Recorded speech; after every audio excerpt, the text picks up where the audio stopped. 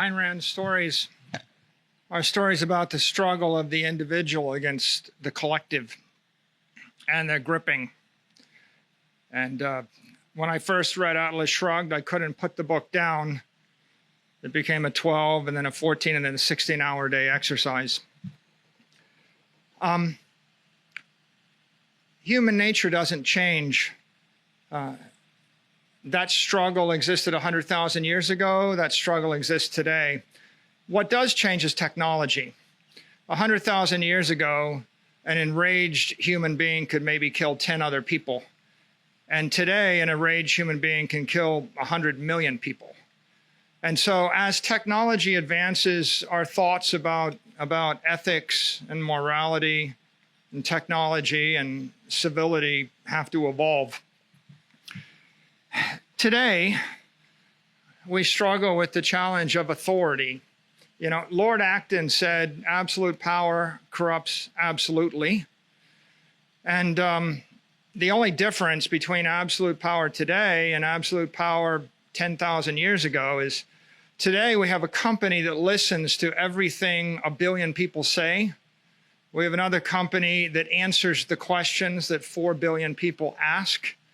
We have companies that deliver the food and all of the goods that you need to survive to hundreds of millions of people. We have one company that delivers all of the business software to 80 million corporations, indirectly serving billions and billions of employees. Now, I ask you the question, if you got ejected out of the third biggest country in the world, or if I denied you privileges to live in any of the 5 largest countries in the world, would your life go on? Probably. Now, what if you actually got canceled by Apple, Amazon, Facebook, Google tomorrow? The question is, would your life go on? Stop and think a little bit about what happens if they simply turned off your account, seized your photos, turned off your messages, took your documents. What if Microsoft just denied you access privileges? Could you run a business? Could you work? It's a big question. We've never had, I used to make the joke, Apple's the most valuable company in the world because there's never been a company in the world as valuable as Apple. It legitimately is the most valuable because it can change the lives of 1 billion people over the weekend by shipping some electricity. And that is not something we struggle with 100 years ago. So the question really is, what happens if this goes on? Companies get bigger, we got big tech, governments get bigger. As the companies get bigger, when the company serves 3 billion people, then that means one bureaucrat can make one phone call to that company and potentially turn off all of the information flowing to all 3 billion people over the weekend, right? This is it's a new idea, and it's a disturbing idea. The story of Atlas Shrugged is the story of individuals struggling against the collective, and eventually they realize it's a corrupt and a rigged game, and they can't succeed at it. And the solution that John Galt offers is to withdraw from the corrupt economy. So should we follow John Galt's example? Should we just withdraw from a corrupt economy? Can we? Well, obviously we haven't. You know, if another famous writer, Robert Heinlein, he had a quote. He said, "You don't win wars by dying for your country. You win wars by making the other guy die for his country."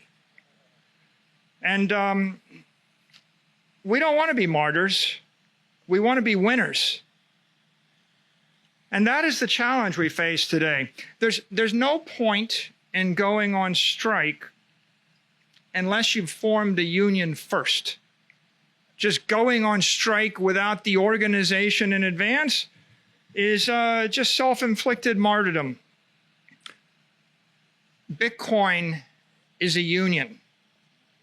I'm going to leave the thought and continue with my speech. We'll come back to it at the end. there's a freedom saga in the history of the human race. What is that saga? Somebody grows up, they struggle against the collective. Life is oppressive. They can't farm, they can't live, they can't worship, they can't celebrate, they can't breathe. So what do? Well, they go over the horizon. Beyond this horizon, we travel somewhere over the hill. After that, we go to the New World. We get in a ship. If you're a Huguenot, if you're a Protestant in Catholic land, if you're a Catholic in Protestant land, if you're a second son, at some point, you're a Quaker, you get in a ship, you go to the New World.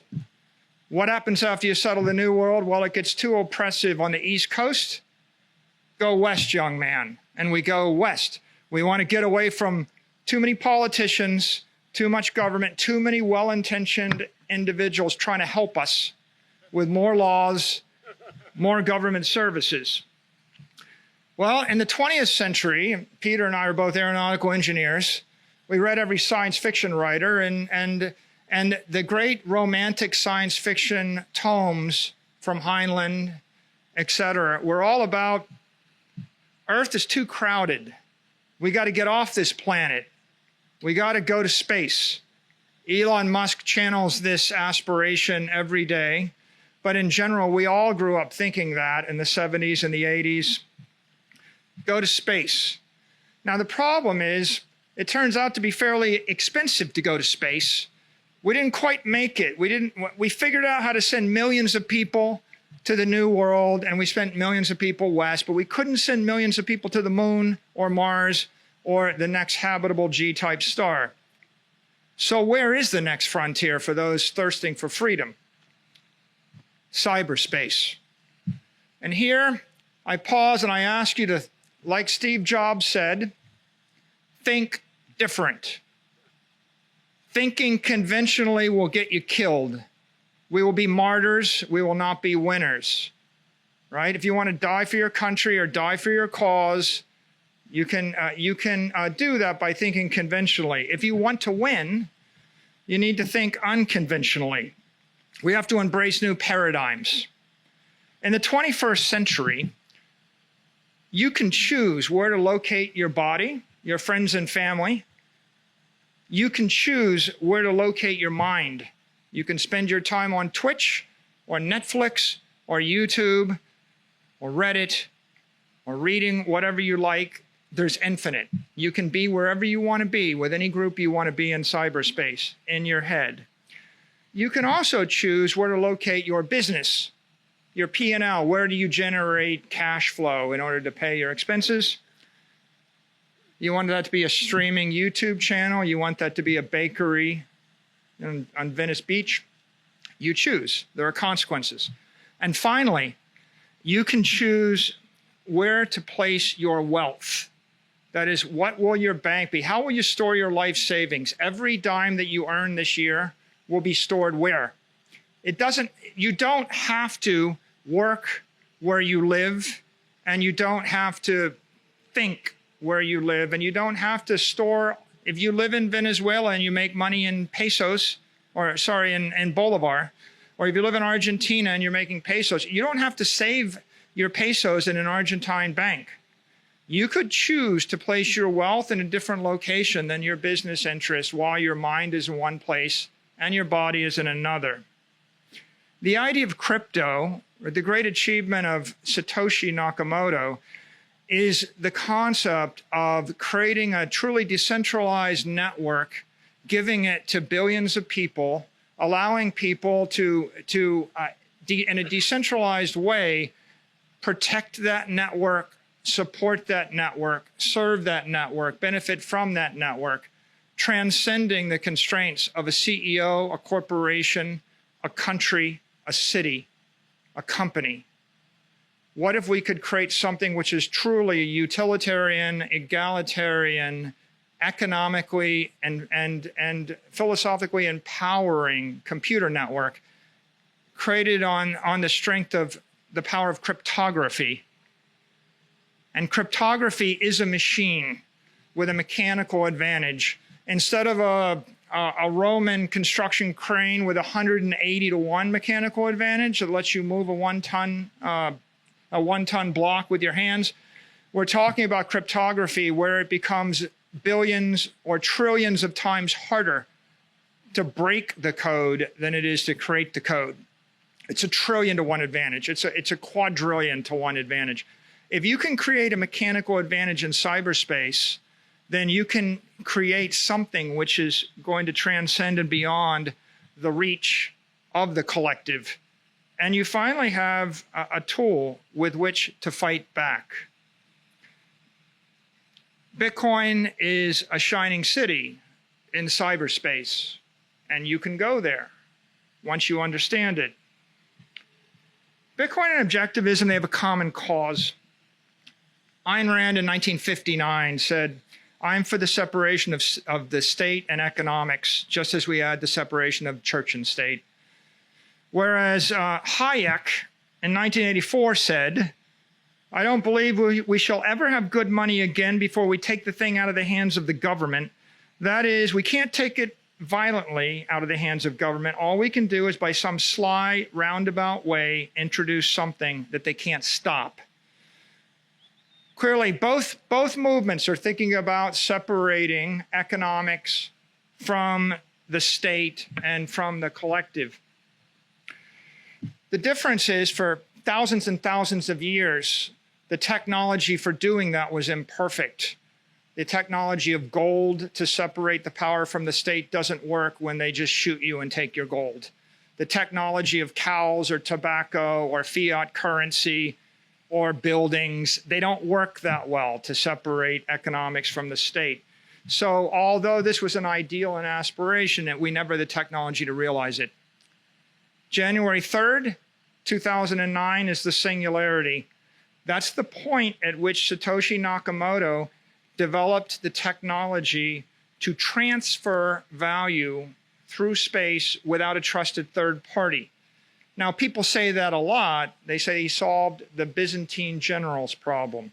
But if you can transfer something of value through cyberspace without a trusted third party, that means you can manifest something of value in cyberspace without a trusted third party. That means you can create and store and transfer energy in the digital realm.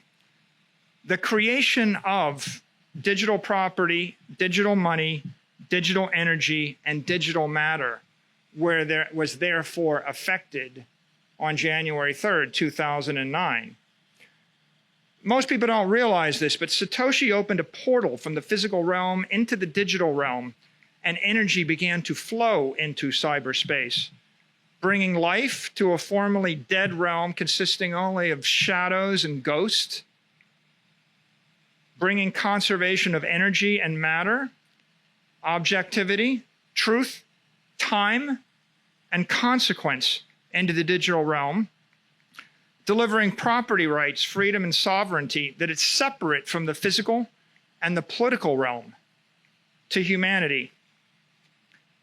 Most of the world, myself included, ignored this chain reaction for the next decade. It happened, it flickered, it burned, we ignored it, except for the OG Bitcoin cypherpunks, and they can tell you that everybody thought they were crazy. In March of 2020, the world came to a grinding halt. Suddenly, billions of people woke up to the prospect of an economic collapse, losing faith in their institutions and their governments. On August 10th, MicroStrategy, struggling with this existential crisis, adopts the Bitcoin standard. At that point, I concluded the road to serfdom is working exponentially harder for a currency growing exponentially weaker. And we saw an escape from economic slavery in the form of what we thought was digital gold. But as I've explained, it turned out to be much more than digital gold. On September 18th, after fully adopting the Bitcoin standard and after talking to some more Bitcoiners, I had this epiphany.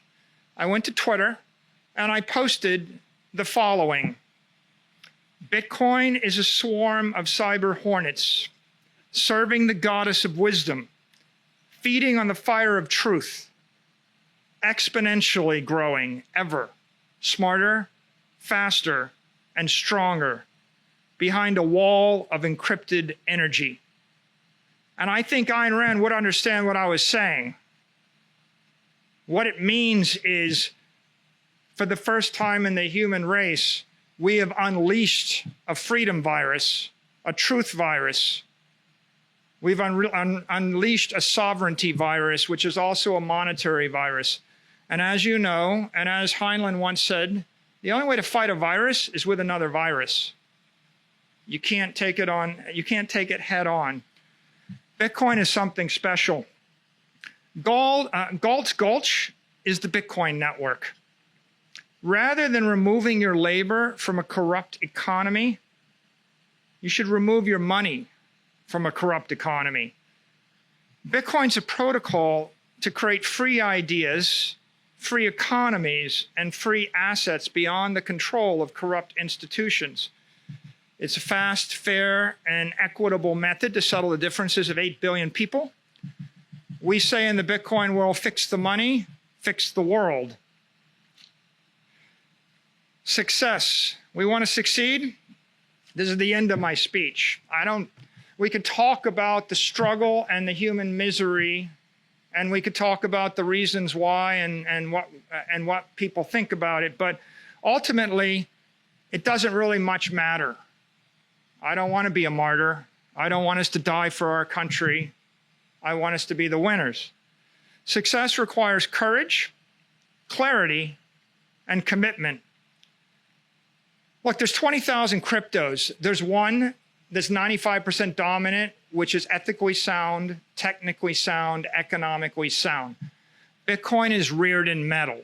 It's the hardest substance in the universe. Most people don't know it. Most people are afraid of it. Never done that before. When we bought Bitcoin, we bought 250 million. No public company had ever bought any. People thought we were crazy. So then we bought another 175 million. People thought we were crazy. Then we bought 600 million more. People said, you can't stand on it. It'll destroy you. It's like standing on a bridge made of steel. And I concluded, it's the perfect engineered material to solve our problem, but people are living in fear. And how are we going to get them to not be fearful? And I was reminded of Andrew Carnegie's example. It's like build the bridge, go stand out in the middle of the bridge. You build an airplane, fly the airplane. Show people that it's not going to break. That's what MicroStrategy did. We said, well, if it's good for 100 million, it's good for 1 billion. If it's good for 1 billion, we might as well go for 4 billion. Right? And at some point, people will realize that they have more to fear by not embracing this technology than by embracing it. Right now, it's a $400 billion asset. There are $400 trillion of other assets floating around in our current fiat system. They're leaking energy, they're corrupt, they're inefficient, they're controlled by the collective. Bitcoin is 0.1% of the human race's liquid energy. 99.9% of the world doesn't get it. They're not there. That 99.9% haven't moved to Galt's Gulch. That means you're still early. So you can plug in yourself, your company, your organization, your agency, your product, your service, your family, or your ideology. I said to you at the beginning of the talk, Bitcoin's a union. The union gets more powerful as more people join. And in the war for the future of money, it's going to be won with money. As the money moves into the network, the monetary union gets more powerful. Everybody that joins the network has that much more power. And your only hope against the oppressive force of the collective is to unionize your own activities and organize your activities with people of like ideology that believe as you believe. More money, more people, more power. So in closing, Bitcoin is an economic machine based on a truth machine poised to emerge as a freedom machine. It's the best choice we have to save our civilization and realize the ideal world envisioned by Ayn Rand and the objectivist movement. Join us. Thank you.